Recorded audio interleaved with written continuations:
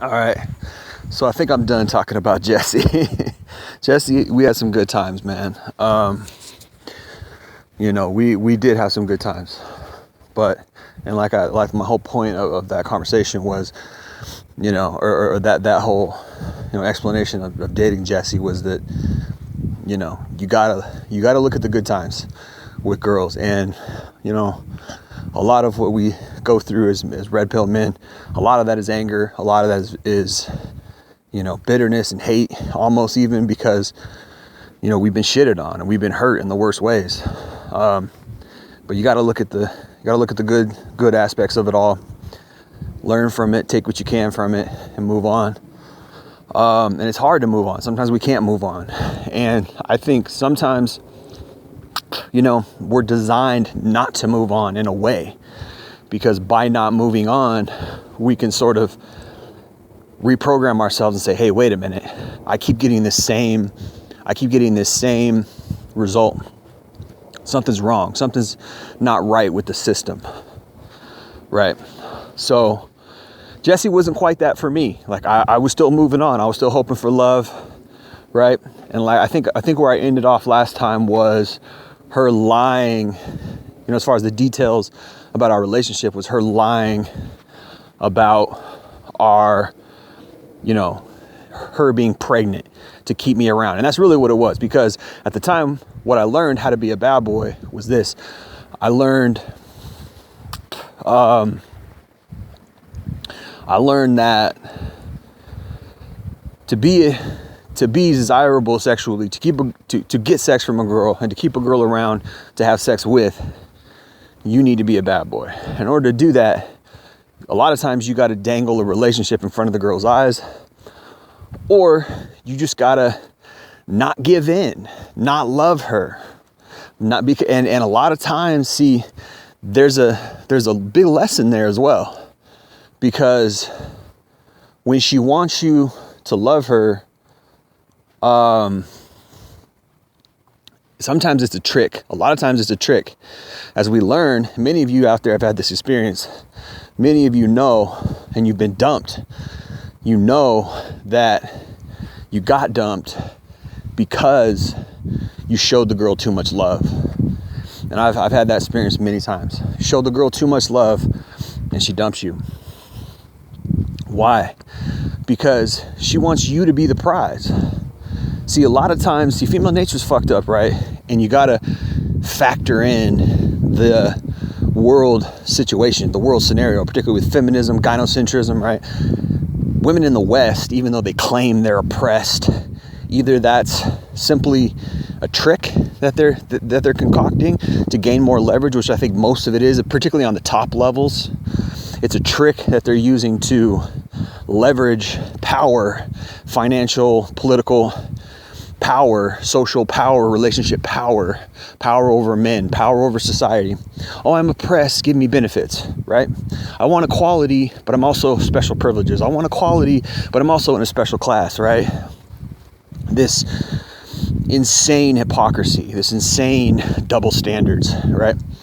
That's promoted to give them power, to give them leverage. Either it's that, or they're in some kind of mental fog where they really actually believe they're oppressed. And sadly enough, I believe on a top level and as a monolithic level, feminism really is about power and leverage, power and control, power over men. And I think that because of the lies that they spread, it damages a lot of women who really believe in feminism, a lot of women who really believe that they're actually oppressed, because they bite into the propaganda.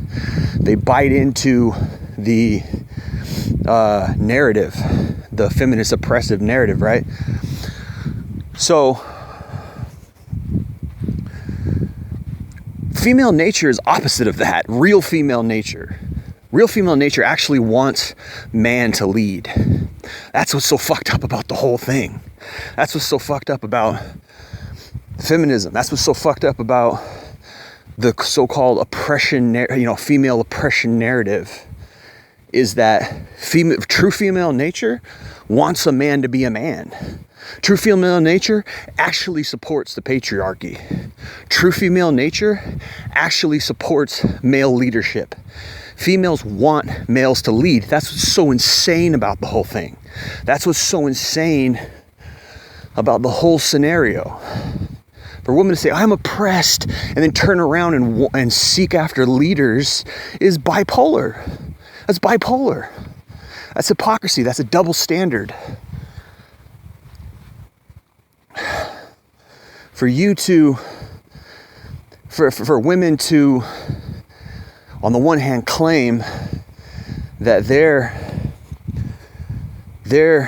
this special, oppressed, yet privileged class, but then also seek a man with money and also seek a man who will always lead them, etc., is silliness.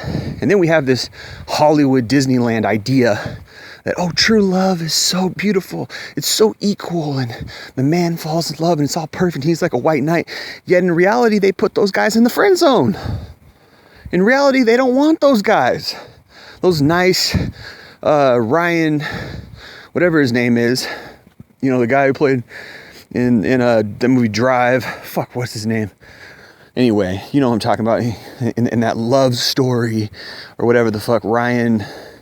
Anyway, you know who I'm talking about.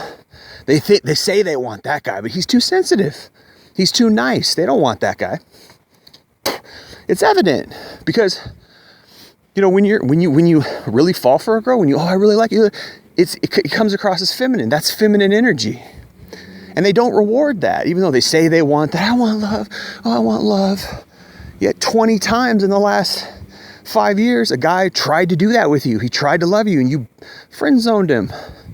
Well, you went out and sought the guy who was indifferent towards you. Well, you went out and sought the guy who kind of friend zoned you.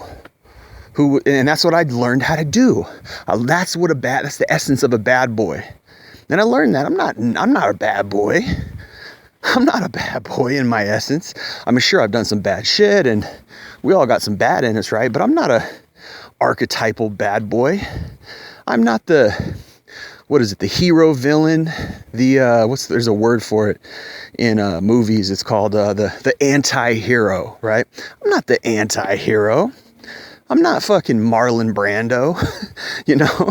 I'm not that guy. I'm a nice guy. I'm a sweet, nice guy.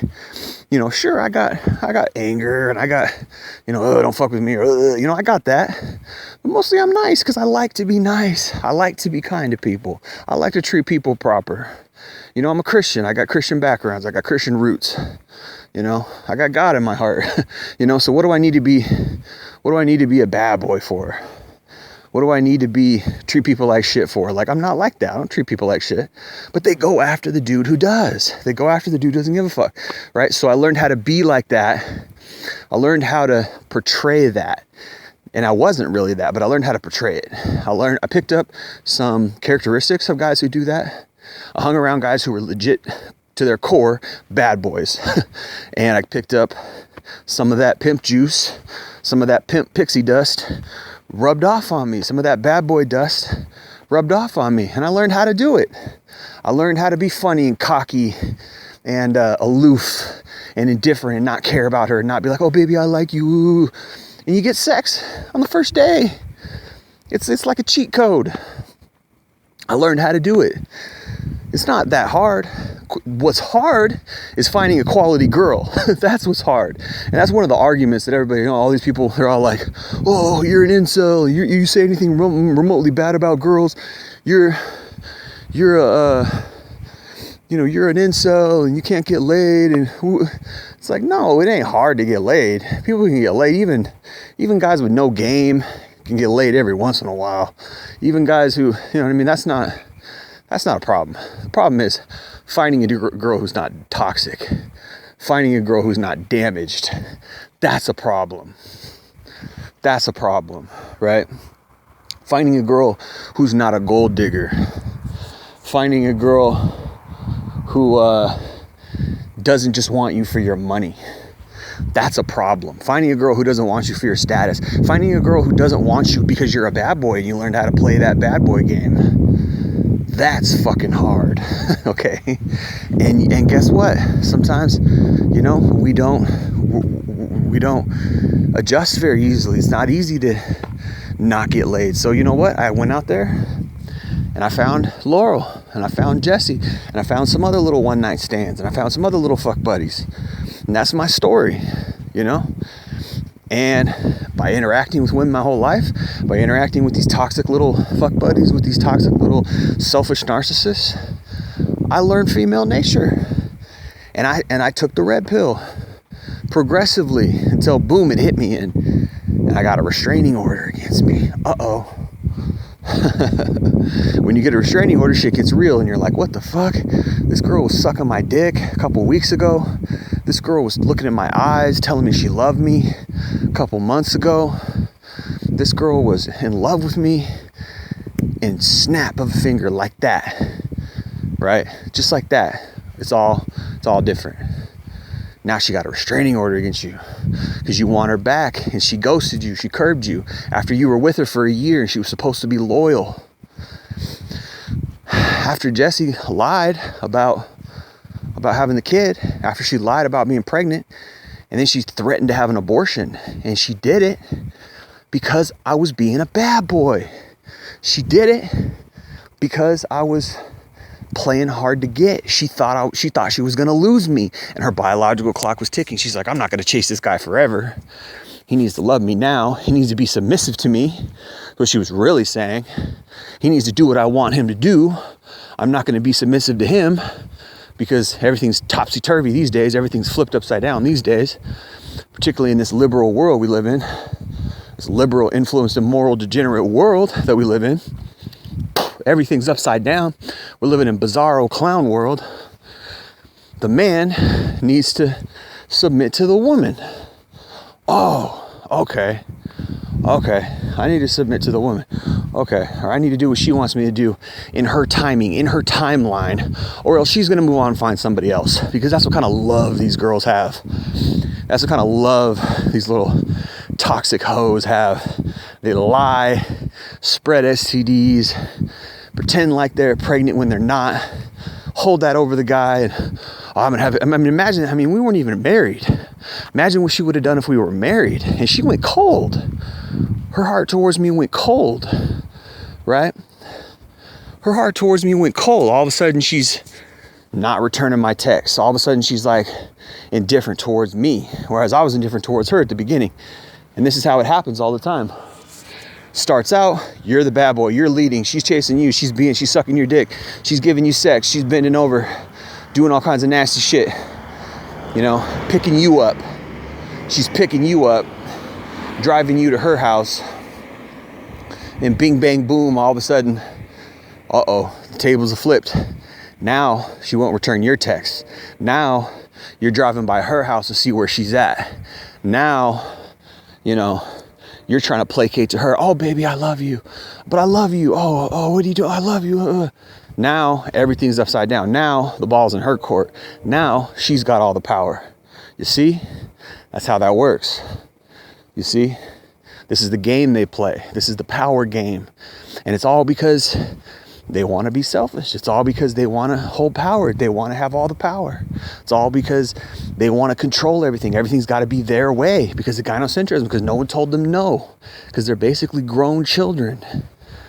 That's what it is. So, bing, bang, boom.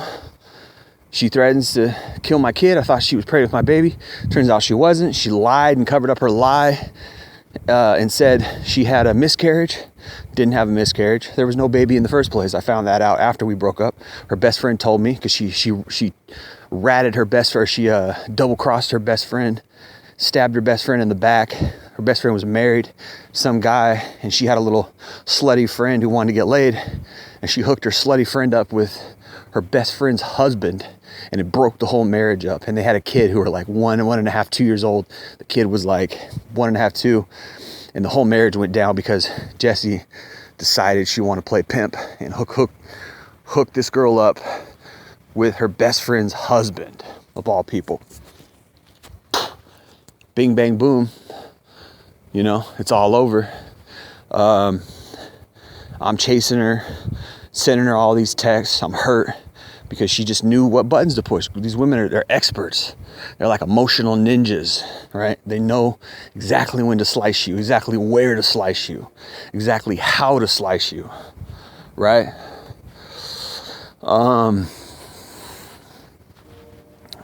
Like I said, there's a progression there, man. It starts out, they're chasing you, then all of a sudden you're chasing them. And once you're chasing them, it's over. And you don't want to give that emotional way. You don't want to be like, okay, I love you, we're together, woo, woo, woo. Because then she has power, and she's going to start to hold some shit over you, etc.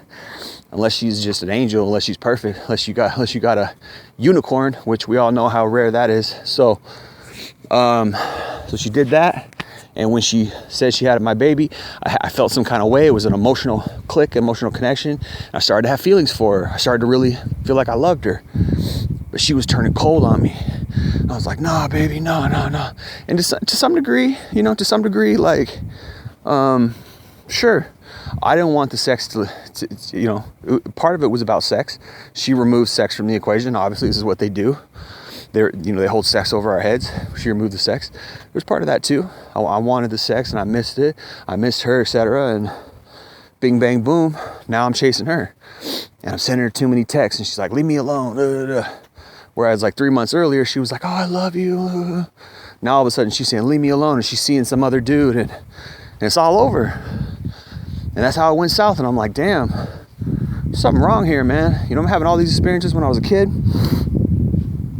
And now I'm having all these experiences as an adult. It doesn't change. It just gets worse. These women don't get better, And then I was like right around 2012, 2013, got a restraining order. I felt like, oh, if I just say the right thing, she'll come back. Kept texting her, violated the restraining order, got arrested, went to jail for one night. It's like, oh shit, well, I better stop. I guess this is for real over. I better stop unless I want to go to jail. So I worked it out with the court. I got off. I had a year probation, fulfilled my probation, got it off my record, never stuck on my record. And that was it. That's it with Jesse. And that was one of the most hurtful, worst years of my life.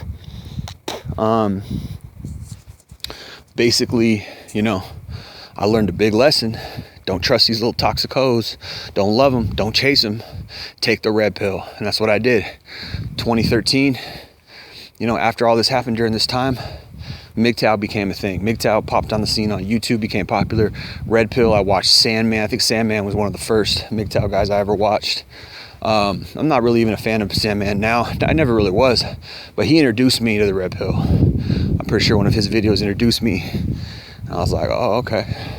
So this is what it is. So this is for real. I'm not alone here. It's not just me. I'm not on an island. I'm not the only one experiencing this shit. There's a lot of guys out here who are getting thrown under the bus in just as bad ways as I did and worse.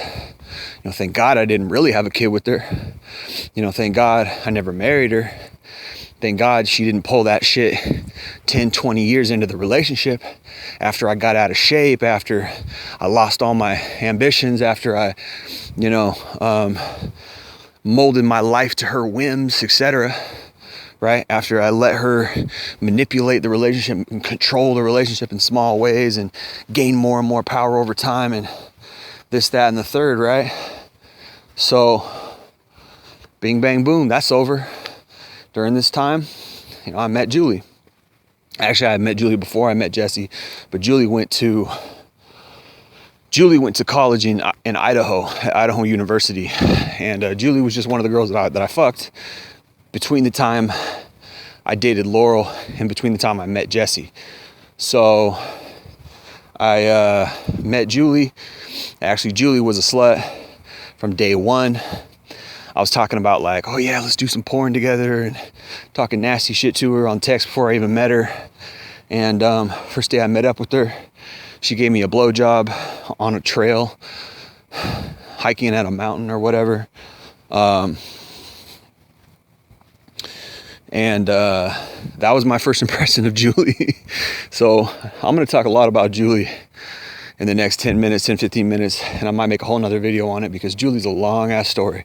Now, believe me, this is 2013, right? When I met Juli in 2011, dated Jesse from 2012 to 2013, And then in 2013, that whole shit happened with Jesse. And like halfway through the year, I contacted Juli again because I had her number. And sometimes I'll do that. Like if I have a girl's number that I fucked or I messed around with or whatever, sometimes I'll try to reinitiate contact. And sometimes it works. Sometimes they don't, they still don't have a boyfriend, or they had a boyfriend for a while, then they broke up with their boyfriend, and then here I am, and they're like, oh yeah, I had fun with Jay, and we had some good sex, and yeah, maybe I'll hang out with Jay again, because I just got out of a relationship, and that was a shitty relationship. I need some good dick. I'll hang out with Jay again. So it's something I learned how to do, and so it's worked for me a few times.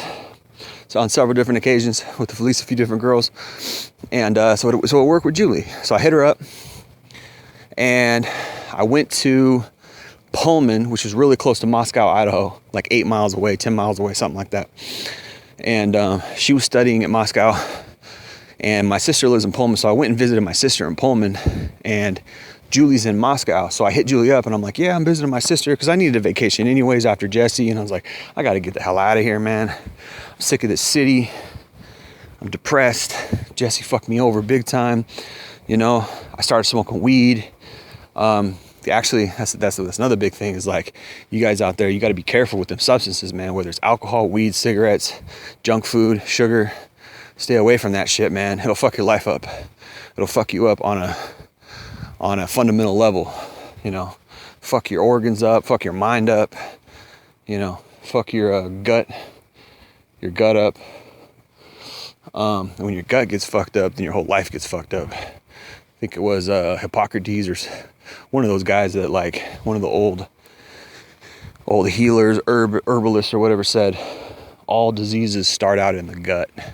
So if you eat a lot of sugar, you eat a lot of food that messes up your pH system, your gut health, then that'll fuck your whole health up. You'll start having diseases and illnesses, etc. So I used to be a sugar addict when I was a kid, and had a lot of depression because of that. At some point I learned how to eat healthy. At some point I learned how to work out and take care of myself. It's one of the best decisions I ever made in my life, to eat healthy and take vitamins. So let's see. I started smoking weed with Jesse. It was fun. I get high, I get my dick sucked. Felt amazing. Sex when you're high is amazing. I don't recommend weed, though. It fucks with your brain, fucks with your neurotransmitters. It's proven. Fuck with me, fuck my life up. I lost years of my life because of weed. Eventually I quit about year and a half ago. And one of the best decisions I ever made. I mean, I miss it. It's fun. It's good to, like, relax and take your mind off things, etc. And believe me, it's amazing with sex. And I miss that so much. But, at the end of the day, it fucks you up, fucks your lungs up, fucks your mind up. And people who say it's healthy and all that, nah, man, you guys are just herb alcoholics. You guys are out of it, and some people can do all right on it, but not me. So basically, it was fucking my life up. But I got back into weed 2013. Went and visited my sister. She was always real supportive of me. She knew I was having a hard time, so she took me in for a little while. And I went and saw Juli. She was in her last month of her last semester at University of Idaho. And I went into her dorm room and fucked her a couple times. And she was just that same old slut. She was good in bed. She gave great head. And it was fun. I didn't know she was seeing some other guy. I didn't know that. She didn't tell me, because this is what girls do. 9 times out of 10, a girl that you're fucking, she's got another guy on the side. She's got a guy at home. I can't tell you how many girls I slept with that I found out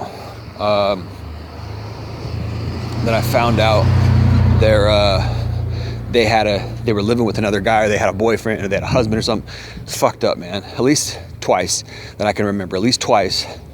I maybe even more than that. But I went to a girl's house, and her boyfriend or husband or whoever was gone, and I fucked her. Wow. that guy was gone. And I figured it out later. I was like, wait a minute. That girl's not single. that girl's living with the guy, and I fucked the girl in their bed. And I'm just like, man, that's fucked up. And then I made a rule after that. I was like, if I know for sure that she's got a boyfriend or husband, like, I'm not fucking around with that. Because first of all, it's dangerous. The guy could freak out, do whatever to you, right? First of all. Second of all, it's just cheesy. It's just sleazy, man. It's sleazy. So I never wanted to do that, but I did it a couple times. Unknowingly. And so let's see.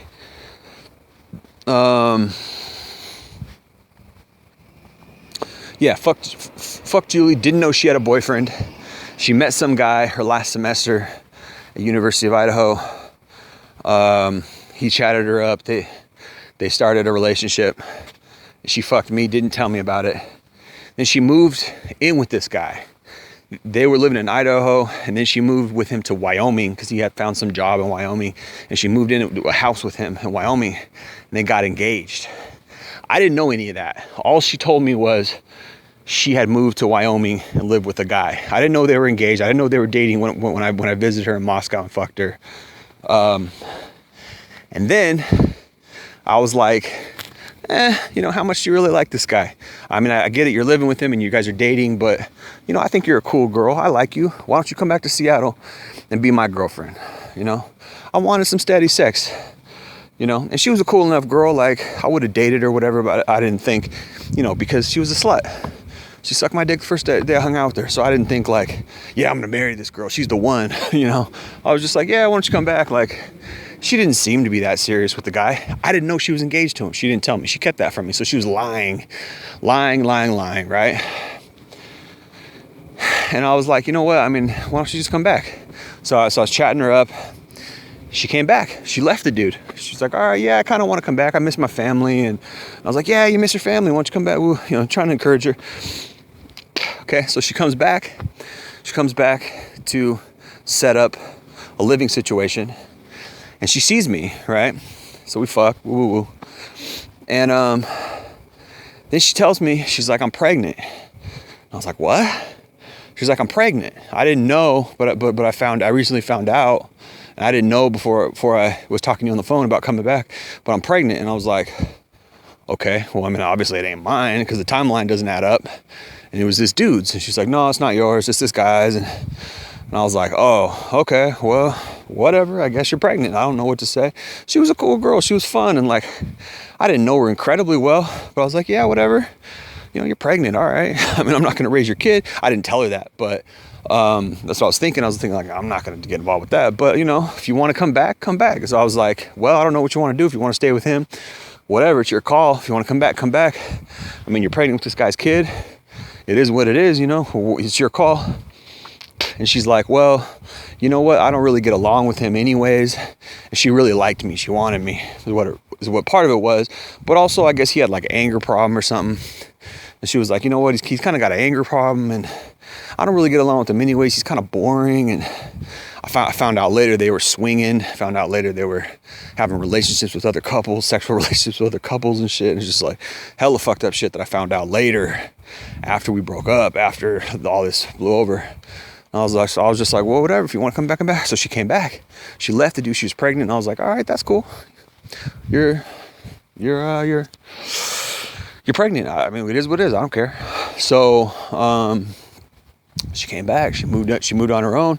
She was pregnant, and it was kind of fun fucking a pregnant girl because I could come inside of her. I was like, it's kind of cool fucking her. It was fun, and she gave amazing head. She was the best sex I ever had by far. Amazing head. And so I was like, yeah, I wanted to come back. So after she had the kid, we just were chilling. We for the whole 9 months. She came back, we were chilling, and then after she had the kid, we were chilling, and it was all good. And she showed like this nice side. She was all sweet and nice, and I was like, man, I kind of like this girl. Like, she's kind of cool. Like, and then after she had the kid, she's like, oh, I know you smoke weed. I kind of want to smoke weed with you. So I was like, all right, sure. You got a kid. It could hurt your life and stuff. She's like, nah, I smoked it before. I'll be all right. So we started smoking weed together, and it was all right. I mean, for her, it didn't seem to mess her up. She had a full-time job. And I don't think it ever messed her up. Like, some people, it just affects them differently. With me, fuck, I couldn't accomplish nothing when I was high. But with her, she was all right. She managed. I think it just affects different people differently. So we started smoking weed. We're chilling, and then we kind of start to have a little relationship, right? So again, but also in the background, as I'm doing this, I still know how to be a bad boy. I'm still playing that bad boy game, but also I'm kind of hurt. I'm hurt because of Jesse. I'm like, man, Jesse hurt me. That hurt. I took the red pill. I was almost forced into having the red pill because Jesse hurt me. So I'm like, all right, I need to learn about this red pill. So I think that was when I first started making MGTOW red pill content, right around that time, 2014, right around there is when I first started making some videos on red pill, putting it on YouTube. And my understanding at that time wasn't nearly as deep as it is now. I had less experience. The whole thing with Jesse hadn't cracked off. It's just what I knew about the red pill was minor stuff. Anyway, bing bang boom. All of a sudden, me and Juli are chilling. She's sleeping over at my house every other week. She's bringing her kid over. We're going out and doing stuff. She's buying me food. I'm acting like a king. I'm acting like a prince. She's spending money on her credit card on me. She's paying money for weed. She's doing everything because she wants to keep me, because this is what girls will do at the beginning. They'll do everything. They'll go all out to keep you around. Bing, bang, boom. We're chilling. It's almost like we're a couple. And she's dropping hints like, what are we? Every once in a while she'll be like, oh, are we dating? Are we going to be together? And I kept pushing it off, like, nah, like, we're just friends, we're this, we're that.